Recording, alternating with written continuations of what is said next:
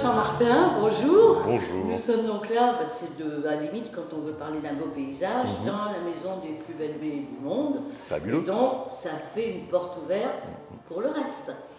Alors, pourquoi le pseudonyme Scats? Alors, Scats, parce que déjà le S et le C, qui sont les initiales de Stéphane Chammartin, mon vrai nom. Et puis, parce que les chats, Cats, tout simplement, parce que j'ai un véritable amour pour les chats et ils m'ont accompagné toute ma vie. Et puis le Scats, c'est aussi une sorte de chant de jazz, on va dire, avec des onomatopées, et quelque chose qui exprime, à mon sens, une très grande liberté. Donc voilà, j'ai eu envie d'avoir ce pseudonyme. Il y a quelque part dans le livre « Mes langues de Lanvaux », j'aurais mis des guillemets, pourquoi « vos langues de Lanvaux » ? Déjà, je suis surpris parce que je ne vois pas où c'est mes langues de Lanvaux. C'est les miennes, c'est mon regard sur elles. Bien sûr, j'en suis surpris, mais moi le premier. Mais c'est sans doute un regard, et chaque regard est unique et propre. Ce seront donc mes langues de Lanvaux, et quelqu'un d'autre peut en avoir sans doute une autre vision. Moi, je suis tombé amoureux de ce territoire. J'ai trouvé qu'il y avait des paysages d'une grande diversité et qui pouvaient évoquer aussi bien, on pouvait partir dans des steppes, dans les toundras, comme revenir sur des forêts presque tropicales, parce que vraiment d'une grande densité, d'une grande verdure. Je ne connaissais pas ça, mais avec des rues qui traversent les forêts, donc un champ quasiment de rivière.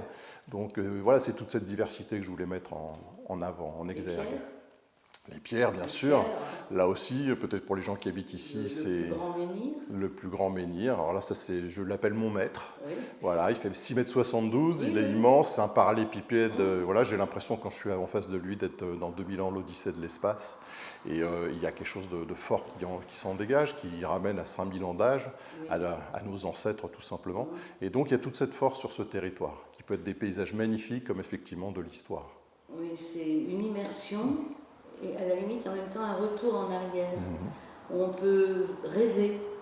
On se balade et du coup, suivant le paysage qu'on traverse à l'instant T, on peut rêver. Exactement. Il n'est pas pollué, je dirais. Non, effectivement, en le traversant comme ça, se dire que ce ne sont que des terres agricoles, il peut paraître un peu presque désuet ou banal. Et en fait, quand on va effectivement un peu plus en quête, exactement, voilà, tout ce livre, c'est cette quête où on va à l'intérieur un peu, on va farfouiller comme un enfant qui fait une chasse au trésor et puis qui découvre d'un coup un paysage magnifique qui vous embarque tout simplement, qui vous emmène ailleurs, tout en étant finalement totalement dans le présent. On va passer à côté d'une rivière et cet énorme dolmen, je ne me souviens jamais le nom du village, mais déjà pour l'atteindre, on a l'impression de faire limite une expédition.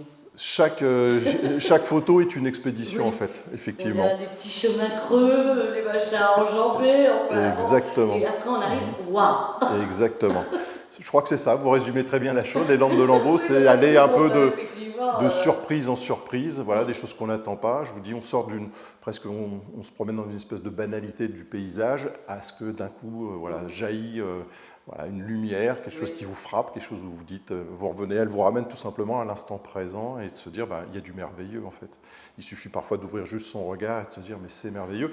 Un champ, par exemple, effectivement, la manière dont il est cultivé, les sillons, la manière dont ils ont été... les saisons, c'est un peu comme un paysage de mer où, suivant le temps, les nuages, la mer qui est démontée plus ou moins, où elle est calme, et bien là, le champ, est-ce que c'est au moment des semences, est-ce que c'est au moment de la récolte, suivant les temps, suivant le vent, il y a d'un coup toute une poésie qui se met en route.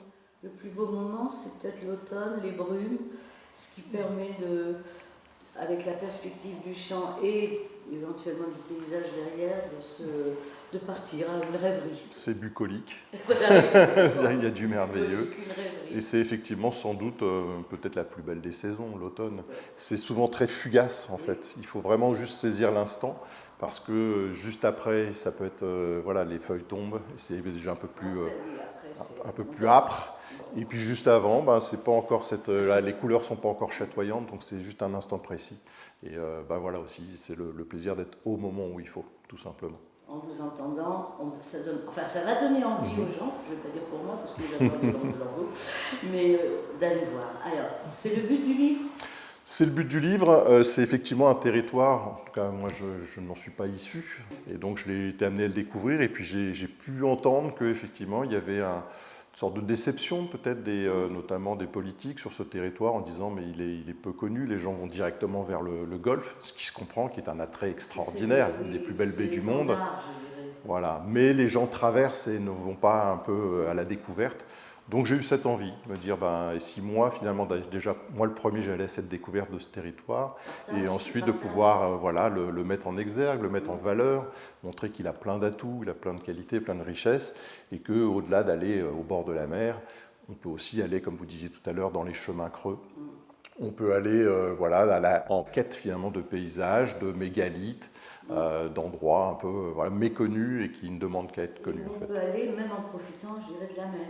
Enfin, ça permet, c'est une proximité. Bien donc sûr. On peut se dire, ok, il fait beau, on est en été, on va se baigner, et après... en moins de 20 minutes, en moins de 20 minutes, on est sur des, entre guillemets, hauteurs. Oui.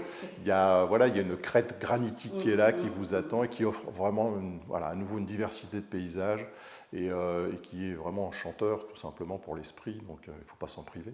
Bon, longue vie alors au livre. Oui. Les projets? Les projets, il y en a, j'en fourmille. Je parlais de mon attrait. Je parlais de mon attrait pour les chats. Il y a un ouvrage qui est quasi terminé, je pense. En tout cas, je suis dans les finitions et qui est sur les chats et la Bretagne. Et le chat dans toutes ses acceptions. Dans toute grâce de chat breton.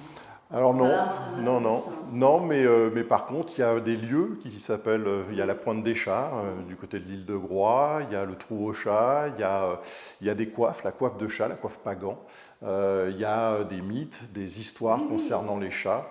Enfin voilà, ça fourmille et donc c'est un ouvrage vraiment qui va pouvoir ramener ce que j'aime, c'est-à-dire à la fois les chats et puis également la Bretagne tout simplement, donc le concilier des deux. Je suis enchanté moi-même. Eh bien, c'est là-dessus qu'on va conclure. Merci à vous. Merci.